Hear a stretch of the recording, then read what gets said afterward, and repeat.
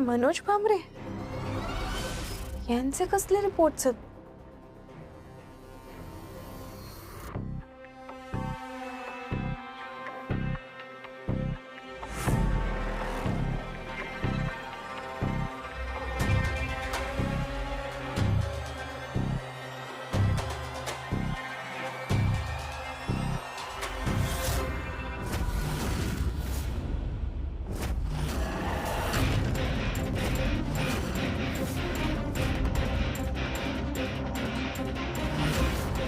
Liver cancer 3rd stage. मला काहीच का नाही सांगितलं?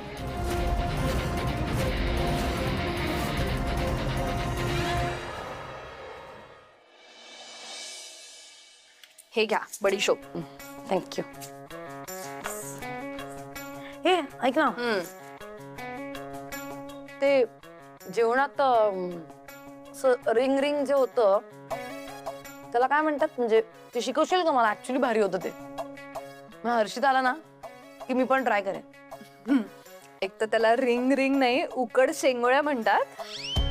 आणि तू काही बनवायला शिकायची वगैरे गरज नाहीये. तुम्हाला कधी इच्छा झाली ना, म्हणजे हर्षित दादा आल्यानंतर, तर मला सांगा, मस्त गरमागरम डबा पाठवून देईन. किंवा इकडेच या ना जेवायला. बेस्ट. बघितलं, नेहमी असं करता तुम्ही ना मला लाडवून ठेवलंय. मला काही करूच देत नाही, सगळं हातात देता. मला जेव्हा काही करायचं असतं मग तेव्हा मला ते कसं जमेल सांग मला. सगळं कसलं भारी जमतं ग तुला, एकदम स्लिक. झालं? मस्का लावून झाला? कसं आहे ना तेजा, तू मला मस्का लावला नाहीस तरीही पारंपरिक महाराष्ट्रीय लग्नामध्ये काय काय विधी होतात हे मी तुला सांगणारच आहे. मी काय आज ओळखते का तुला तेजा? हे घे, लिहून घे. नाही काय आहे, तुला सांगावं लागेलच. आता तुझ्या भावाने एवढी मोठी जबाबदारी टाकली आहे माझ्यावर, त्यामुळे तू मला मदत करणं हे तुझं कर्तव्य आहे, कळलं? बर बाई, माझं कर्तव्य मी पार पाडणारच आहे. कुठून सुरुवात करूया बरं? आपल्या शहरात लग्न म्हटलं की आपल्या डोक्यात काय येतं? मेहंदी, हळद, संगीत आणि मग लग्न झालं. पण पारंपरिक महाराष्ट्रीय लग्न फक्त एवढंच नसतं. खूप आधीपासून विधी चालू होतात. आणि त्यामुळे काय होतं माहितीये का, दोन्हीकडचे परिवार एकत्र येतात, त्यांची एकमेकांची छान ओळख होते. आणि प्रत्येक विधी मागे ना काहीतरी शास्त्र दडलेलं आहे.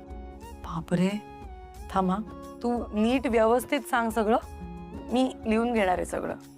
सगळ्यात पहिले काय करतात माहितीये? जातं पुजतात.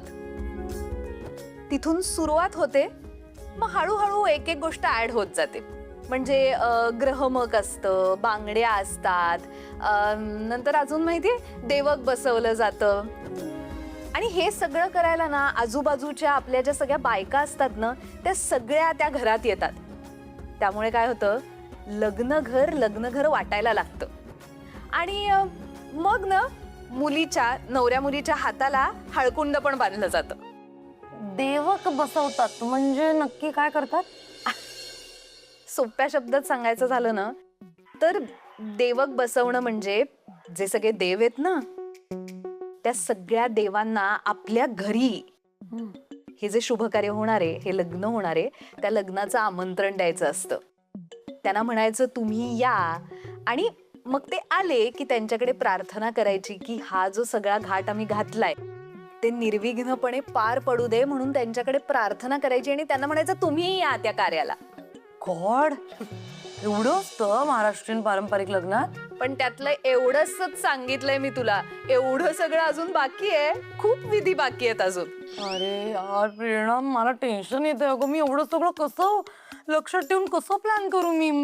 तू टेन्शन कधीपासून घ्यायला लागलीस? हे बघ, अगदी सहजी करशील बघ. काय आजकाल रजिस्टर मॅरेज होतं, 1 डे मॅरेज असतं. ह्या सगळ्या गोष्टींमध्ये त्या बाईला कसं सुचलं असेल किंवा का वाटलं असेल महाराष्ट्रीयन पारंपरिक पद्धतीने लग्न करावं असं? असं कसं म्हणतेस गो? म्हणजे प्रत्येक मुलीचं आपल्या लग्नाच्या बाबतीत काही ना काहीतरी स्वप्न असतं ना. ही बाई जेव्हा माझ्या घरी आली होती ना, तेव्हा मला वाटलं वेगळ्याच कोणाच तरी लग्न आहे, पण नंतर त्या बाईने सांगितलं ग स्वतःहून की मीच नवरी मुलगी आहे म्हणून. मग ती ऍक्च्युली तशी वयाने मोठी दिसत होती. मला कळत नाहीये तिला या वयात का वाटलं असेल ग लग्न करावं. हा प्रश्न तू त्या बाईंनाच विचार ना, त्या जास्त चांगल्या प्रकारे उत्तर देऊ शकतील तुला. हा विचारेन ना, विचारेन तिलाच विचारेन मी. सांग बाई.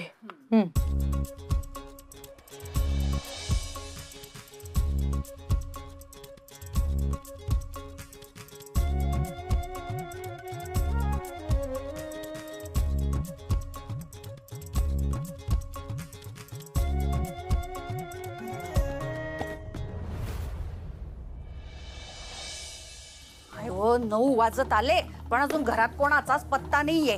हे मया आणि पुष्पा काय रात्रभर भाजीपालाच विकत बसतात का काय काय माहिती. मन्या बी नाही आला अजून. वल्लरी वल्लरी.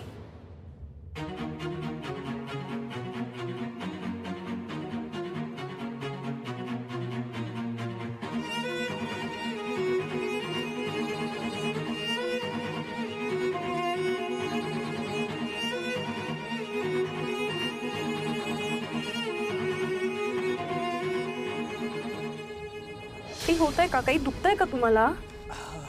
हा ग, मला झोप येत नव्हती, मला काय करावं सुचत नव्हतं म्हणून येऊन बस.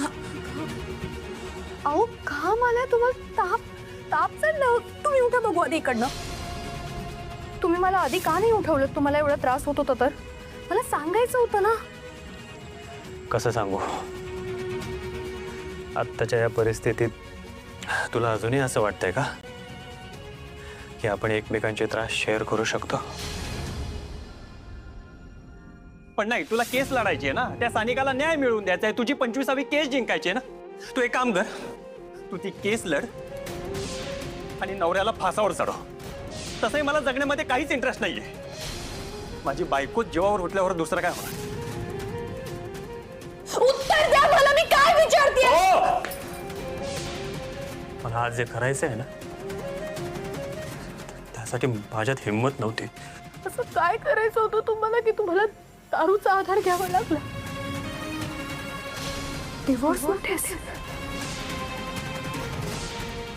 आज कोर्टात तू पिटिशन फाईल केलीस ना, म्हणून माझ्याकडून तुझ्यासाठी ही डिवोर्स नोटीस.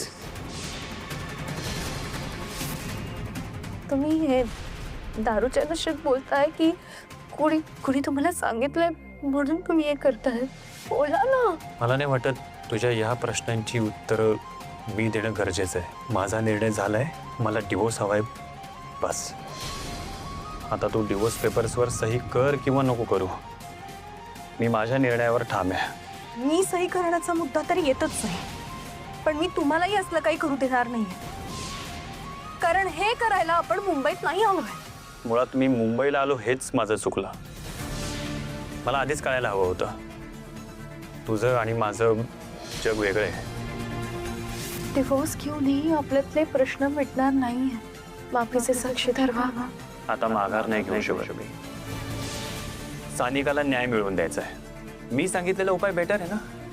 तू मला डिवोर्स दे, आरोपीच्या पिंजऱ्यात उभं करून मला जेलमध्ये पाठवून दे. तसंही डिवोर्स दिल्यावर ह्या सगळ्या गोष्टी करणं तुला खूप सोपं जाईल.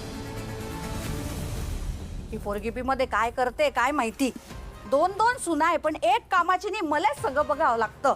मीच मरमर करायची. ही पुष्पा बी नाही आली अजून. आले आले आली. घरात शिरत नाही तुझा पायकाला लागतोय मला. काय काय चिडचिड आहे तुझी? हा एवढा वेळ लागतो का भाजीच्या दुकानात? आणि मया कुठे? दुकानामध्ये भाजी उतरवायचं काम सुरू आहे, त्यांना अजून वेळ लागणार आहे. हो महेंद्रला बी वेळ लागणार आहे. मनोज बी नाही आलाय अजून. ट्रॅफिक लागलं असेल त्यांना. बाई सासूबाई, अहो मला पण ट्रॅफिक लागलं. काय झालं माहितीये का? रस्त्याच्या मधोमध्ये एकाला चक्कर आली होती. हो हा असा जमला होता. ऍम्ब्युलन्स आली पण शिरायला जागा नाही. मग घातलं कसं बस ऍम्ब्युलन्स मध्ये आणि घेऊन गेले. कोण होता, कुठून आला होता, काहीच कळलं नाही. काय माहिती आता जगतो मरतो की वाचतो बाई.